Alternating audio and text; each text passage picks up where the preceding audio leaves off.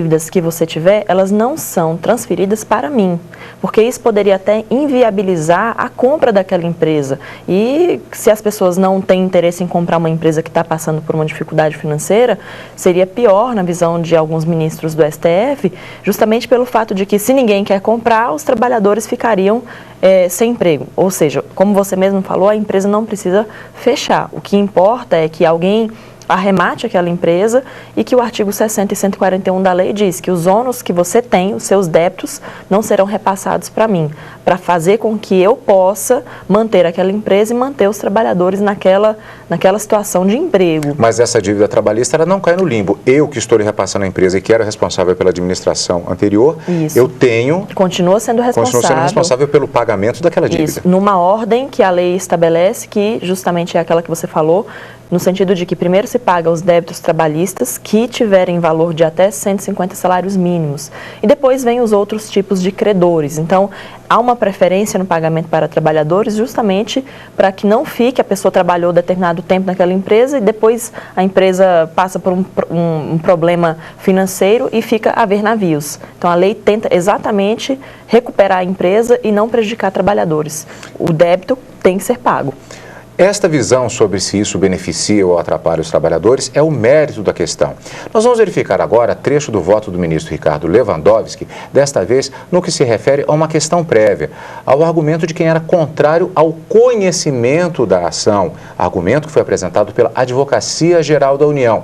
Vale lembrar aqui, lembrando sempre, que quando se trata da definição do conhecimento, é uma questão prévia que tem de ser analisada antes do mérito. Se for definido que não deve haver o conhecimento da ação, quando o ministro diz não conheço da ação, não se vai para a análise destas questões que acabamos de analisar agora, que a Lígia acabou de nos falar, que já seriam as questões de mérito. Vamos, portanto, rever o voto do ministro relator Ricardo Lewandowski, especificamente nessa questão do conhecimento.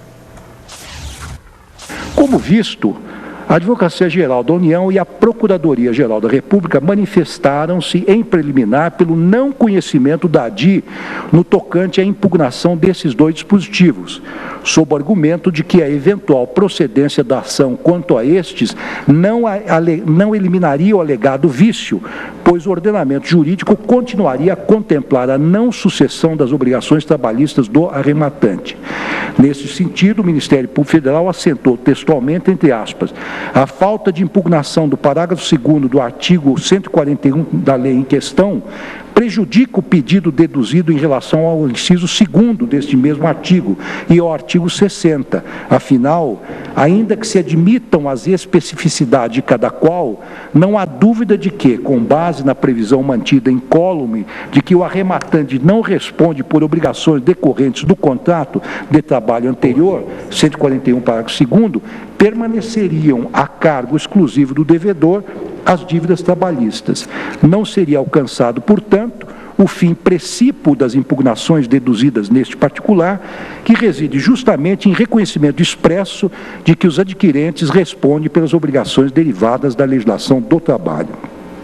De fato, embora tal lacuna na inicial pudesse, dentro de uma visão mais ortodoxa, levar ao reconhecimento da prejudicialidade da ação, quanto à impugnação dos citados dispositivos, não tem ela, contudo, a meu ver, o condão de torná-la inepta, diante da possibilidade, em tese, de a Corte decretar a inconstitucionalidade do parágrafo 2º do artigo 141 por arrastamento, caso viesse a concluir que a ausência de sucessão no caso de débitos trabalhistas ofende a Carta Magna.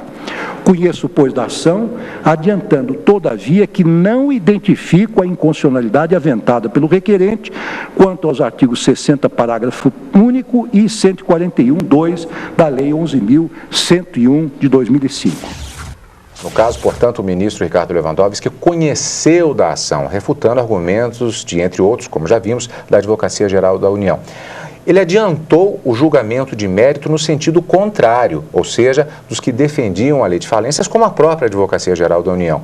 Aqui vale a observação que não se trata de uma incoerência. Quem defendia a lei justamente argumentava que não deveria haver o conhecimento. Assim, elimina-se, já se tenta cortar aquele argumento contrário já pela raiz. O ministro Ricardo Lewandowski disse que não via inconstitucionalidade em determinados dispositivos que estavam sendo questionados. Outro ponto importante é no que se refere à questão da indexação e do salário mínimo. Do que se trata especificamente esta questão, Lídia? Bem, trata-se do artigo 83 da Lei de Falências, que diz que quando um trabalhador tiver um crédito para receber daquela empresa que está passando por uma recuperação judicial de até 150 salários mínimos, como eu já havia dito, ele tem uma preferência no recebimento. E o artigo 7º da Constituição, inciso 4, diz que o trabalhador tem direito a um salário mínimo que dê a ele uma oportunidade de ter o direito de alimentação, vestuário, higiene, saúde, lazer, e que esse salário mínimo não pode ser utilizado como vinculação para qualquer fim. A argumentação do partido é que se você estabelece um limite de 150 salários mínimos para dar preferência aos trabalhadores na hora de se receber o crédito, estaria então havendo uma vinculação da Lei de Falências ao salário mínimo que está prevista na Constituição Federal, artigo 7º, que para eles isso não é constitucional. Esse foi o argumento trazido pelo PDT e que foi questionado depois e debatido pelos ministros no plenário. E no ponto de vista do ministro relator, não procede a argumentação apresentada na ação direta de inconstitucionalidade. Vamos ao trecho do voto do ministro Ricardo Lewandowski. Ao fixar um limite máximo, bastante razoável, diga-se, para que os créditos trabalhistas tenham um tratamento preferencial, a Lei 11.101 busca assegurar que esta proteção alcance o maior número de trabalhadores, ou seja, justamente aqueles que oferem os menores salários. Procurou-se, assim, preservar em uma situação de adversidade econômica por que passa a empresa, o caráter isonômico do princípio da par conditio creditorum, segundo o qual todos os credores que concorrem no processo de falência devem ser tratados com igualdade, respeitada a categoria que integram. Esse é o entendimento de Fábio Ulloa Coelho, também um grande comercialista, para quem o limite à preferência do crédito trabalhista tem como objetivo, entre aspas, impedir que os recursos da massa sejam consumidos com atendimento a altos salários dos administradores da sociedade falida. A preferência da classe dos empregados e equiparados é estabelecida com vistas a atender os mais necessitados e os credores por elevados salários não se consideram nesta situação. Lídia, antes do fim do voto, o que são os chamados créditos quirografários, termo que nós vamos ver agora? Bem, quando se vai ter direito a receber um crédito, você pode ser um credor que tem garantias e um credor que não tem garantia.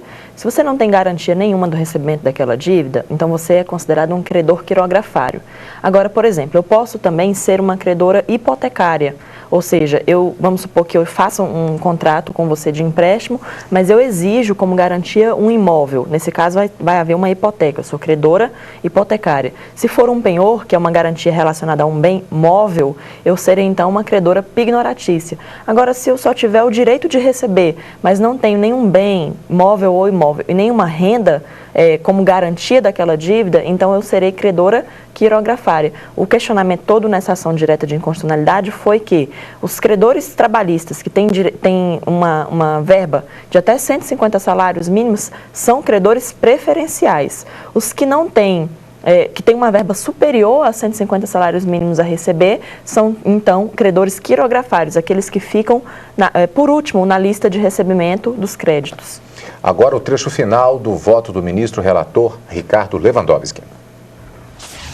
Por fim, que não encontro nenhum vício na fixação do limite dos créditos trabalhistas para o efeito de classificá-los como quirografários em salários mínimos, pois o que a Constituição veda é a sua utilização como indexador de prestações periódicas e não como parâmetro de indenizações ou condenações de acordo com remansosa jurisprudência desta Suprema Corte.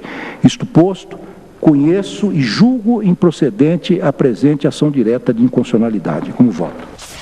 Lídia, houve apenas duas divergências parciais em relação ao voto do ministro Ricardo Lewandowski. Quais foram elas? foram as divergências trazidas pelo ministro Carlos Aires Brito e pelo ministro Marco Aurélio. A primeira do Carlos Aires Brito foi no sentido de que ele entende que não pode haver uma limitação ao recebimento de créditos trabalhistas preferenciais. Então, ele entende que esse artigo da lei, que fala que aqueles que têm crédito até 150 salários mínimos teriam preferência, não é compatível com a Constituição Federal, porque a Constituição, na